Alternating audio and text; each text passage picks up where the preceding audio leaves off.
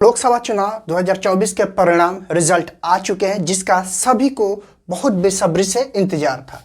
लोकसभा चुनाव 2024 की हम बात कर रहे हैं। 2024 में जो है ये 4 जून को इसका काउंटिंग होने वाला था और हुआ भी कल, और होने के बाद इसका रिजल्ट भी आया। कोई भी पार्टी जो है ये मेजोरिटी में नहीं आई, मेजोरिटी ऑक्युपाइड नहीं कर पाई, यानी मेजोरिटी में कोई भी पार्टी नहीं आ पाई है। यहाँ हम देखेंगे कि लोकसभा चुनाव 2024 में किस पार्टी ने कितनी सीटें जो है ऑक्युपाइड की है, जीती है। यहाँ सबसे पहले देखेंगे भारतीय जनता पार्टी 240 सीटें इसने जीती है और इंडिविजुअल बिगेस्ट पार्टी है, यानी सबसे बड़े पार्टी है जिसने 240 सीटें जीती है। इस पार्टी को छोड़ के कोई भी पार्टी 200 का भी आंकड़ा क्रॉस नहीं कर पाई है। इसकी अगर बात करें 2019 में, तो 2019 में इसकी जो सीटें जो थी, ये टोटल बीजेपी की सीट जो थी 3 थी। इसकी टोटल सीटें 303 थी और यहाँ पे इसे लॉस हुआ 63 सीटों का, 63 सीटों का यहाँ पे लॉस हुआ है। लेकिन फिर भी यह सबसे इंडिविजुअल बिगेस्ट पार्टी अभी है, सबसे ज़्यादा सीट लाने वाली यही। इसके बाद से देखते हैं इंडियन नेशनल कांग्रेस, यानी कांग्रेस को जो सीटें है यह 99 हुई है, यानी इस बार बढ़ी है 2019 का कंपेयर में। अगर 2019 का हम लोग देखें तो 2019 में मात्र इसको 44 सीटें मिली थी, यानी 44 सीटें इसे केवल मिल पाई थी। इसके बाद से देखते हैं हम समाजवादी पार्टी।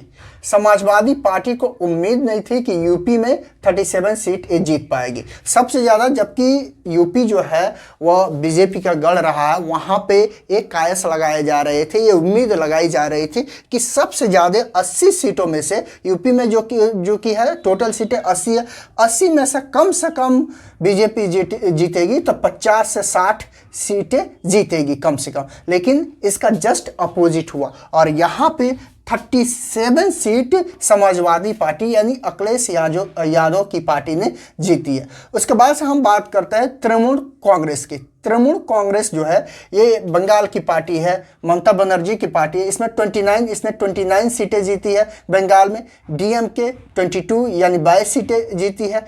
टीडीपी चंद्रबाबू नायडू, ये टीडीपी 16 सीटें, ये बहुत ही बहुत ही इंपॉर्टेंट रोल प्ले करने वाला, मेजर रोल प्ले करने वाला सरकार बनाने में। यहाँ पे टीडीपी और जेडीयू, ये टीडीपी और जेडीयू दोनों की बात करें तो ये 28 सीटें होती है। और ये एनडीए जो है, एनडीए अलायंस के ये जो है में है, एनडीए अलायंस का। अगर ये दोनों पार्टियां यहाँ से अगर दूसरे मतलब यहाँ से अपना रास्ता काटती है या दूसरे तरफ मुड़ती है तो फिर बीजेपी के लिए थोड़ा सा मुश्किल यहाँ पे पैदा हो सकता है।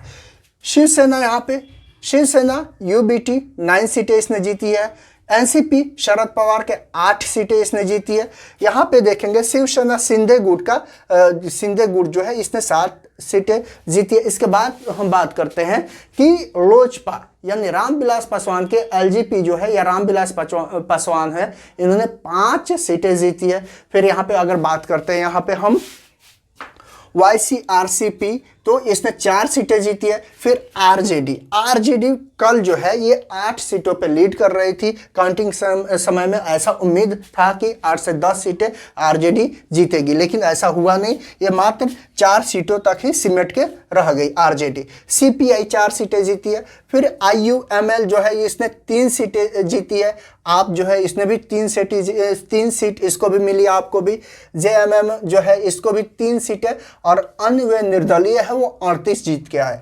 लेकिन सबसे बड़ी बात है कि बीजेपी भारतीय जनता पार्टी 240 सीटों के साथ सबसे बिगेस्ट इंडिविजुअल पार्टी भारत में रही है, जो 240 सीटें जीती है। और इसके अलायंस भी लगभग 222 के पास गए, यानी 292 के आसपास में है, 292 इसके अलायंस में भी है। तो ये आसानी से मोस्ट प्रोबेबली कि बीजेपी ही मतलब यहाँ पे सरकार बनाए, मोस्ट प्रोबेबली है। अगर इनमें से केवल ये दोनों पार्टियां इधर उधर होती है, जेडीयू और टीडीपी, तब जाके इसको मतलब यहाँ पे समस्या होगी सरकार बनाने में, अदरवाइज इसको कोई समस्या नहीं है। ये आसानी से जनता दल एनडीए जो अलायंस है ये आसानी से जाके अपनी सरकार बना रही है। इसके बाद हम बात करते हैं सबसे इम्पोर्टेंट जो बात है यहाँ पे, party wise result in Bihar. Bihar जो है बहुत ही इंपॉर्टेंट रोल प्ले करने वाला है। बिहार में यहाँ पे हम बात करेंगे जनता दल यूनाइटेड, यानी बिहार में जो टोटल सीटें हैं ये 40 सीटें हैं।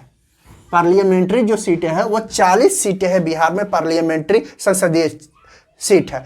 और जिसमें से जनता दल यूनाइटेड जो है ये 12 इसने जीती है, जबकि 16 इसको अलॉट किया गया था, 16 सीटें। और 16 में से ज़्यादातर उम्मीद ये लगाई जा रही थी कि अगर एनडीए अलायंस को में अगर किसी को यहाँ पे लॉस होगा वो तो सबसे ज़्यादा जदयू के वजह से लॉस होगा, और जदयू ही सबसे ज़्यादा हारेगी और बीजेपी सबसे ज़्यादा यहाँ पे सीटें जीतेगी। लेकिन ऐसा हुआ नहीं। इसमें ये यहाँ पे ये 12 सीटें, 16 में से 12 सीटें जदयू जो है जीत के आई है। अब यहाँ पे नीतीश कुमार के लिए इम्पोर्टेंट ये हो जाता है कि बहुत सालों पहले, यानी सालों पहले वो बिहार को विशेष राज्य का दर्जा दिलाने की बात करते थे, आवाज़ उठाते थे जब ये मतलब विपक्ष में थे, यानी कि बीजेपी के विपक्ष में थे और बीजेपी की सरकार थी वहाँ पे दिल्ली में, यानी सेंटर में। तो ये हमेशा आवाज़ उठाते थे कि हमें विशेष राज्य की दर्जा चाहिए। तो यहाँ पे नीतीश कुमार को चाहिए कि it is a golden chance for the Nitish Kumar, यानी कि नीतीश कुमार के लिए ये बहुत ही गोल्डन चांस है, सुनहरा मौका है कि बिहार को यहाँ पे विशेष राज्य के दर्जा दिलाने के लिए ये डिमांड रखे कि हमें बिहार को विशेष राज्य की दर्जा चाहिए। या चूँकि बिहार की जनता ने इनको लेके आया, इनको जिताया, तो ये इनकी जिम्मेदारी बनती है कि बिहार की जनता के लिए कुछ करे और विशेष राज्य की दर्जा दिलाए। इसके बाद से हम बात करते हैं यहाँ पे भारतीय जनता पार्टी यानी बीजेपी की बात करते हैं, तो 12 इसने भी सीटें जीती है बीजेपी। उसके बाद से लोक जनशक्ति पार्टी जो रामविलास पासवान की है, एलजेपी जिसे बोलते हैं या लोजपा बोला जाता है, इसने 5 सीटें जीती है। और राष्ट्रीय जनता दल जो है आरजेडी है 4 सीटें जीती है। और इंडियन नेशनल कांग्रेस जो है इसने 3 सीटें जीती है।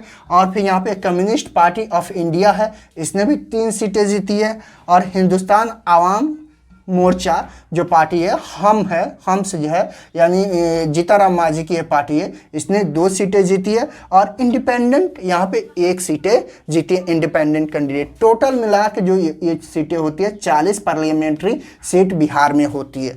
तो सबसे इम्पोर्टेंट बात नीतीश कुमार के लिए अब हमें देखना होगा कि यहाँ जेडीयू और टीडीपी कैसे रोल प्ले कर रहे हैं, उनको मतलब कैसे यहाँ सरकार बनाने में किसके तरफ जा रहा है, किसके तरफ उनका झुकाव हो रहा है। लेकिन एक और बात है यहाँ पे, अगर जनता दल यूनाइटेड जाती है बीजेपी के साथ, एनडीए सरकार के साथ, तो इसे डिमांड करना चाहिए, नीतीश कुमार को डिमांड करना चाहिए कि विशेष राज्य का दर्जा बिहार को मिले। इस चीज़ को क्यों बोल रहा हूँ कि कोई भी पार्टी जो है ये मेजोरिटी पार्टी नहीं हो पाई है, यानी मेजोरिटी में नहीं आ पाई है, क्योंकि जैसे कि हम लोग जानते हैं कि 543 जो है टोटल सीटें हैं भारत में। 543 सीटों में से जो है 240 सीटें भारतीय जनता पार्टी लाई है, यानी भारतीय जनता पार्टी लाई है, यानी बीजेपी ने 240 सीटें जीती है। लेकिन हम जानते हैं कि सरकार बनाने के लिए, गवर्नमेंट बनाने के लिए 272 सीटों की आवश्यकता होती है। एनी हाउ 272 सीटें आपके होना चाहिए, आपके इंडिविजुअल हो या आप किसी पार्टी के साथ अलायंस करके सरकार बना रहे, तब जाके आप 272 तक अगर आप पहुंचते हैं तो आपकी सरकार आप बनाएंगे, आप अपनी सरकार बनाएंगे। अदरवाइज आप सरकार नहीं फॉर्म कर सकते, सरकार नहीं बना सकते। इसी की वजह से यहाँ पे कोई भी पार्टी, यहाँ पे ये देख सकते हैं इस डेटा में कि कोई भी पार्टी जो है ये 272 का आंकड़ा टच नहीं कर पाई है, छू नहीं पाई है। इसीलिए यहाँ पे कायस लगाए जा रहे हैं कि सरकार कैसे बनाई जाएगी, किस तरह से बनाई जाएगी। इसमें मैं बार बार इसी चीज़ को रिपीट कर रहा हूँ कि जेडीयू और टीडीपी जो है ये सबसे इम्पोर्टेंट रोल प्ले करने वाले हैं गवर्नमेंट बनाने में।